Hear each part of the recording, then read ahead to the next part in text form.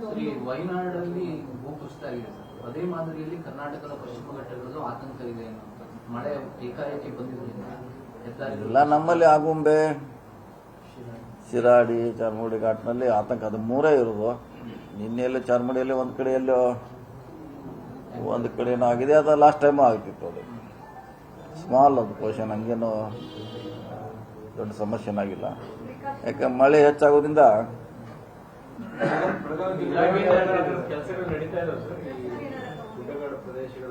ಇಲ್ಲ. ಅದು ನಮ್ಮವ್ರು ಯಾವ್ದು ನ್ಯಾಷನಲ್ ಇದಾರೆ ಮಾಡ್ತಾರೆ ಅವ್ರು, ನಮ್ಮಿಂದಿಲ್ಲ ಅವ್ರು ಮಾಡ್ತಾರೆ.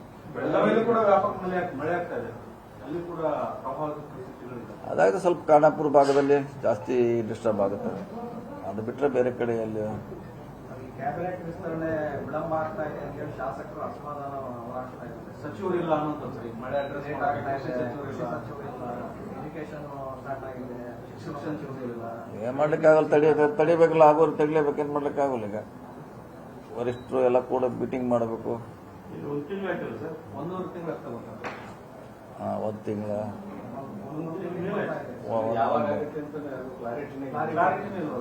ಅಧಿವೇಶನ ಕೂಡ ಮುಂದಕ್ಕೆ ಹೋಗಿದೆ. ಈ ಸಂದರ್ಭದಲ್ಲಿ SIR ಮಾಡ್ತಾರೆ. ಆಗಸ್ಟ್ನಲ್ಲೇ ಆಗ್ಬೋದು. ಸಂಪುಟ ವಿಸ್ತರಣೆ ಆದ್ರೆ ಸರ್ಕಾರ ಬುಡಾಡಾಡತ್ತೆ ಅನ್ನೋ ಹಂಗೇನಿಲ್ಲ, ಏನು ಸ್ವಲ್ಪ ಮಟ್ಟಿಗೆ ಅಳಗಾಡ್ತಿದ್ದು ಏನಾಗಲ್ಲ. 1-2 ಸಲ ಅಳಗಾಡುತ್ತೆ. ಒಂದು ವಿಡಿಯೋ ಸಲ್ಲಿಕೆ ಮಾಡ್ತಿಲ್ವ ಸರ್? 2-3 ಸಲ ಅಳಗಾಡ್ದ ಏನ್ ಮಾಡ್ಲಿಕ್ಕಾಗಲ್ಲ. 2-3 ಸಲ ಮತ್ತೆ ಬೇರೆ ದಾರಿ ಇಲ್ಲ, ಅದಕ್ಕೆ ಅಲ್ಲೇ ಕೂರ್ಬೇಕಲ್ಲ. ವಿಜಯೇಂದ್ರ ಹೇಳ್ತಾರೆ, ಕೈ ಹಾಕಿದ ವಿಸ್ತರಣೆಗೆ 3ನೇ CM ಬರ್ತಾರೆ, ಅದಕ್ಕೆ ಆತಂಕದಲ್ಲಿದ್ದಾರೆ. ಇಲ್ಲ, ಏನಾಗಲ್ಲ. ಅವರೇ ಸೇಮ್ ಇರ್ತಾರೆ, ಅವರೇ ಗಟ್ಟಿಯಾಗಿದ್ದಾರೆ, ಅವರೇ ಮಾಡ್ತಾರೆ. ಅಂಥದ್ದೇನಾಗಲ್ಲ, ಅದು ಸಮಸ್ಯೆ ಆಗೋಲ್ಲ, ಯಾವ್ದು ಡಿಸ್ಟರ್ಬ್ ಆಗೋದಿಲ್ಲ. ಅವ್ರ ಪಕ್ಷದಲ್ಲಿ ಇಂಥದ್ದಾಗಿದಿಲ್ಲ, ಆಗಿಲ್ಲ ಅಂದ್ರೆ ಅವರಲ್ಲಿ ಆಗಿದೆ. ಅವ್ರ ಸರ್ಕಾರದಲ್ಲಿ ಶಾಸಕರ ಆಗ್ರಹ ಇದೆ ಸರ್, ಹೊಸಬರಿಗೆ ಕೊಡಬೇಕು, ಹೋದ್ ಸಾರಿ ಆದವರಿಗೆ ಕೊಡಬಾರ್ದು ಅನ್ನೋ. ಅದು ಹೈಕಮಾಂಡ್ನವರು, CM ದಾರ, ಅಧ್ಯಕ್ಷದಾರ, ಸಿದ್ದರಾಮಯ್ಯ ಇರ್ತಾರೆ, ಅವ್ರು ಮಾಡ್ತಾರೆ. ಅದು ಯಾರು ಕೊಡ್ಬೇಕು, ಯಾರು ಕೊಡ್ಬೇಕು ಅಂತ. ನಿನ್ನೆ ಒಂದು ಕಾರ್ಯಕ್ರಮದಲ್ಲಿ ನೀವು ಸಿದ್ದರಾಮಯ್ಯ ಜೊತೆಗಿದ್ರು ಸಹ ವಿಡಿಯೋ ಬಹಳ ವೈರಲ್ ಆಗ್ತಾ ಇದೆ. ಸಿದ್ದರಾಮಯ್ಯ ಜೊತೆಗಿದ್ರು ನೀವು ಮಾತಾಡ್ತಿಲ್ಲ, ಅವರು ಮಾತಾಡ್ತಿಲ್ಲ, ಜಾಸ್ತಿ ಮಾತಾಡಲಿಲ್ಲ. ಇದೀಗಲ್ಲ, ಹಳೇದೆಲ್ಲ ತೆಗೆದು ನೋಡ್ರೆ ಹಂಗದಾವ. ದೂರ ಆದ್ರ 10 ವರ್ಷ ತೆಗೆದು ನೋಡ್ರೆ ಹಂಗದಾವ ಎಲ್ಲ. ಇದಕ್ಕೆಲ್ಲ ಈಗಾಗಲೇ ಒಂದು 2 ಸಲ ನೀವು ತೋರಿಸ್ಯಾರಿ, ಇದನ್ನ ಸ್ಟೋರಿ ಮಾಡಿದ್ರಿ ಈಗಾಗಲೇ. ಬಹಳ ಆಗ್ತಾ ಇದೆ ಸರ್. ನಿನ್ನಿದು 10 ವರ್ಷದಿಂದ ನೋಡು ಸೇಮ್ ಇದೆ, ಅದರಲ್ಲಿ ಡಿಫ್ರೆನ್ಸ್ ಏನಿಲ್ಲ. ಮುಂದೆ ಹಂಗೆ ಇರ್ತಿದ್ದೆ ಅದು. ಆದ್ರೆ ಬಹಿರಂಗ ವೇದಿಕೆಗಳಲ್ಲಿ ಮಾತಾಡಲ್ಲ. ಯಾವ್ದ್ರೆ ಇಲ್ಲ ಇಲ್ಲ ಇಲ್ಲ, ಅಲ್ಲಿ ಯಾರು ಸೀನಿಯರ್ ಬಂದ್ರೆ ಅವಾಗ ಎದ್ದು ಎಲ್ಲಿ ಹೋಗೋದ್ ಮೊದಲು ದೂರ ಕೂತಿದ್ವಿ ನಾವು. ಇಲ್ಲ ಇಲ್ಲ, ನಾವು ಮೊದಲೇ ದೂರ ಕೂತಿರ್ತೀವಿ. ಮತ್ತೆ ಸೀನಿಯರ್ ಯಾರು ಬಂದ್ರೆ ಹೇಳ್ಬೇಕಲ್ಲ, ಮತ್ತೆ ಅಡ್ವಾನ್ಸ್ ಪ್ರಿಕಾಷನ್ ತೊಗೊಂಡು ದೂರ ಕೊಂಡೋದು ಬೆಸ್ಟ್. ಬಹಿರಂಗವಾಗಿ ಮಾತನಾಡಲ್ಲ. ಎಲ್ಲ ಮಾತಾಡೋದು ಕಡಿಮೆ. ಮೊದಲರು 10 ವರ್ಷದಿಂದ ಹಂಗೆ ಇದೆ, ಈಗೂ ಹಂಗೆ ಇರ್ತದೆ. ಜೊತೆ ಕುಂತಾರತ್ತೇನ ಅವ್ರು ಓಡ್ಯಾಗ ನಾವು ಓಡ್ಯಾಗ ಮಾತಾಡ್ಲಿಕ್ಕೆ ಆಗೋಲ್ಲ. ಅದು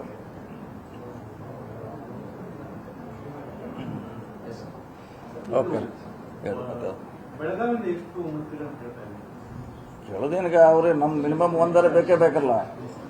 ಮಿನಿಮಮ್ 1 ಕೊಡ್ಲೇಬೇಕು, ಯಾಕೆ ದೊಡ್ಡ ಜಿಲ್ಲೆ ಇದ್ದಾರೆ. 3-4 ಹಿಂದೆ ಅವಾಗಿತ್ತು, ಅವಾಗ ಕೊಡ್ತಾ ಇದ್ರು. ಅವ್ರು ಲಿಮಿಟೆಡ್ ಹಾಕಿಲ್ಲ, 60 ಮಂದಿ ಮಂತ್ರಿ ಆಗ್ತಿದ್ರು. ಅವಾಗಿನ ಪರಿಸ್ಥಿತಿ ಈಗ ಗುಲ್ಬರ್ಗ ಜಿಲ್ಲೆಗೆ 8 ಜನ ಏನೋ ಮಂತ್ರಿ ಇದ್ರು. ಅವ್ರು ಯಾದಗಿರಿ ಕೂಡಿ 8 ಜನ ಮಂತ್ರಿ, ಎಲ್ಲರೂ ಮಂತ್ರಿ ಆಗಿದ್ರು. ಆವಾಗ 60 ಜನ ಮಾಡಿದ್ರು SF ಕೃಷ್ಣ ಅವರಿದ್ದಾಗ. ಈಗ ಅದು ಪರಿಸ್ಥಿತಿ ಇಲ್ಲ. 34ರಾಗ ಏನಿದ್ರು ಹೊಂದಾಣಿಕೆ ಆಗಬೇಕು. ಜಾತಿ, ಪ್ರಾಂತ, ಜಿಲ್ಲೆ, ಸೀನಿಯಾರಿಟಿ, ಕಷ್ಟದ ಕೆಲಸ ಅದು. ಒಂದಂತಿ ಕೊಡ್ಲೇಬೇಕು, ಕೊಡ್ತಾರೆ. ಮಂತ್ರಿ ತೊಗೊಳಕ್ಕದ್ದು ಯಾರು ನೋಡೋಲ್ಲ. ಅಮಾಸಿ ಆಶಯ ನೋಡೋಲ್ಲ. ಬಿಡೋದಾರೆ ಅದೆಲ್ಲ ಬರ್ತಿದ್ದೆ, ತಗೊಳ್ದಾರೆ ಅದೇನು ಎಲ್ಲ ಯಾವುದು.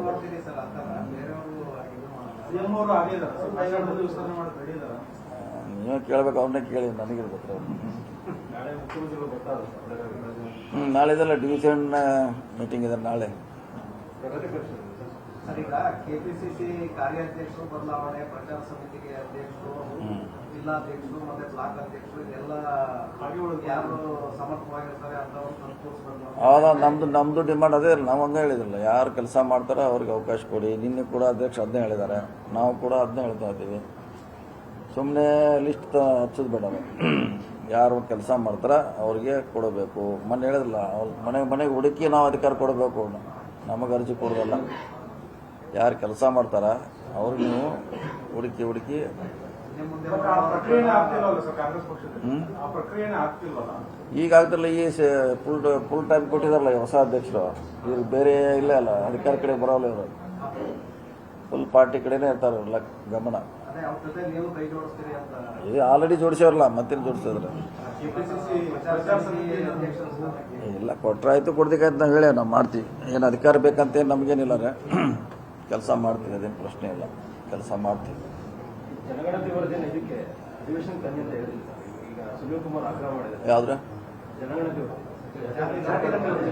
ತರಲೇಬೇಕು ಸರ್ಕಾರಿ ಡ್ಯೂಟಿ. ಲಾಸ್ಟ್ ಟೈಮ್ ನಾವು ಮಾಡ್ಬೇಕಾಯ್ತು, 11 ವರ್ಷ ಲ್ಯಾಬ್ಸ್ ಆಯಿತು, ಅದು ಹೋಯ್ತು ಹತ್ತತ್ರ 30 ಕಳೆದು ಕೊಡ್ತು. ಈಗ ಕೊಟ್ಟು ಎಷ್ಟು 1 ತಿಂಗಳೇನೋ ಆಯ್ತು ಈಗ ಜಸ್ಟ್ 10 ವರ್ಷ ಬೇಕಾದ್ರೆ ಲ್ಯಾಬ್ಸ್ ಆಗಲಿಕ್ಕೆ ಮುಂಚೆ ಮಾಡೋದು. ಈಗ ಹೊಸದಾಗಿ ಬಂದಿರೋ ಮುಖ್ಯಮಂತ್ರಿಗಳು ಅವ್ರು ಮಾಡ್ತಾರೆ ಅಂತ ವಿಶ್ವಾಸ ಇದೆ ಸರ್? ಇಲ್ಲ, ಅದರಿಂದ ಯಾರಿಗೂ ತೊಂದರೆ ಏನಿಲ್ಲ, ತೊಂದರೆ ಏನಿದೆ ಅದರಲ್ಲಿ? ಡಿಸಿಎಂ ಇದ್ದಾಗ ಇನ್ನೊಂದು ಕಡೆಗೆ ಇದು ಹಿಂದಿನ ಜನಗಣತಿ ಸರಿ ಇಲ್ಲ ಹಿಂದಿನ ಮಾಡಿಲ್ಲ ಅವ್ರು ಇದನ್ನೇ ಹೇಳೋದು, ಅದು 11 ವರ್ಷ ಆಗಿದೆ, ಹೊಸದು ಮಾಡಂತ ಹೇಳಿದ್ರು ಅವರು, CM ಅವರು. ಹೊಸದಾಗಿದೆ, ಅವರು ಅದ್ರ ಬಗ್ಗೆ ಸ್ಟಡಿ ಮಾಡ್ತಾರೆ, ಎಕ್ಸ್ಪರ್ಟ್ ಮಾಡ್ತಾರೆ. ಅದರಲ್ಲಿ ಏನು ಬೇರೆಯವ್ರಿಗೆ ಆತಂಕ ಪಡುವಂಥದ್ದು ಏನಿಲ್ಲ, ಅದ್ರಲ್ಲಿ ಏನಿದೆ. ಬರಲಿ, ಬಂದರೆ ನಮ್ಮದು ಇರಬಾರ್ದಂತೆ ಹಾಕಿದೆ ಬೇರಲ್ಲ. ಇರಲಿ, ಕಂಪೇರಿಟಿವ್ ಮಾಡ್ಲಿಕ್ಕೆ ಒಳ್ಳೇದಲ್ಲ. ನಮ್ಮ ತಪ್ಪಿದೆಯೋ ಅವ್ರ ತಪ್ಪಿದೆಯೋ ಕಂಪೇರಿಟಿವ್ ಮಾಡೋಕ್ಕೆ ಏನು ತೊಂದರೆ? ಎರಡಿದ್ರೆ ಒಳ್ಳೇದು.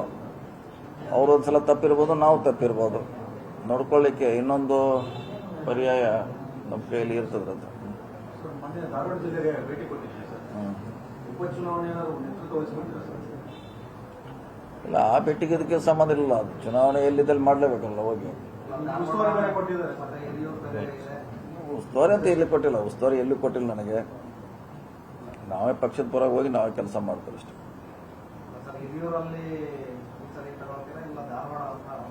ನೋಡೋಣ, ಇನ್ನೂ ಅದಿನ್ನೂ ತೀರ್ಮಾನವಾಗಿಲ್ಲ. ಚುನಾವಣೆ ಘೋಷಣೆ ಆಗಲಿ, ಚುನಾವಣೆ ಘೋಷಣೆ ಆದ್ಮೇಲೆ ಅದ್ರ ಬಗ್ಗೆ ಚಿಂತನೆ ಮಾಡೋದು. ಇಲ್ಲ ಭಯ ಇಲ್ಲ, ಚುನಾವಣೆ ಅದೇನು ಭಯ ಪಡುವಂಥದ್ದು ಏನಿದೆ? ಗೆಲುವು ಸೋಲು ಇದ್ದಿದೆ, ಅದಕ್ಕೇನು ಯಾರಿಗೆ ಭಯ ಪಡಬೇಕಾಗಿ? ಯಾವ್ದ್ರೆ